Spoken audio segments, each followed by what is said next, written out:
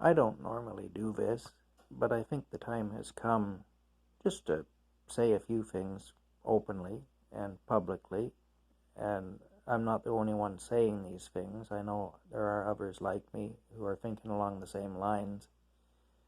Uh, all this stuff that's happening right now worldwide, especially within Canada, because that affects us here in Canada.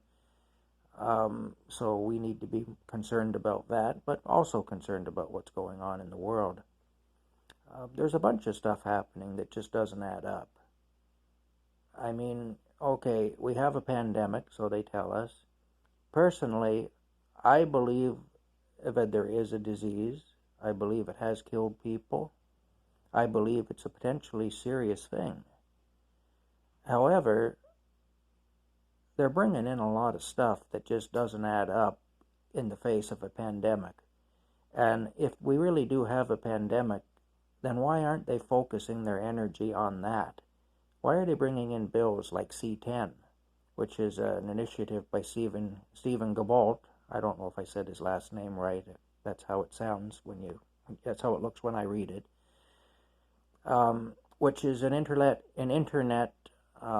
censorship bill. What do we need that for when we're fighting a pandemic?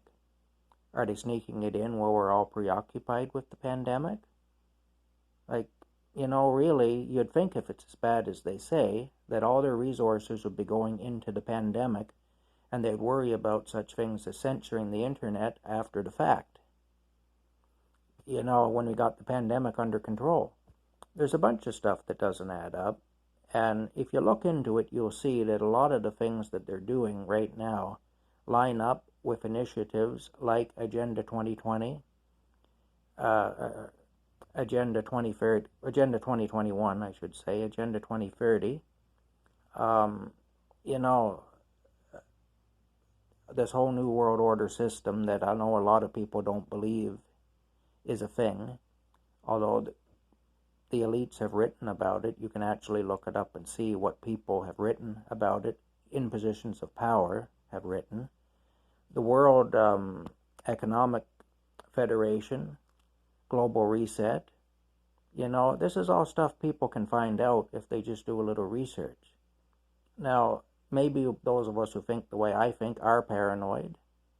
Maybe we're not, I don't know. But there's a lot of things that just don't add up in the face of a pandemic, and a lot of stuff is being brought through and brought in that doesn't make any sense in terms of just fighting a pandemic.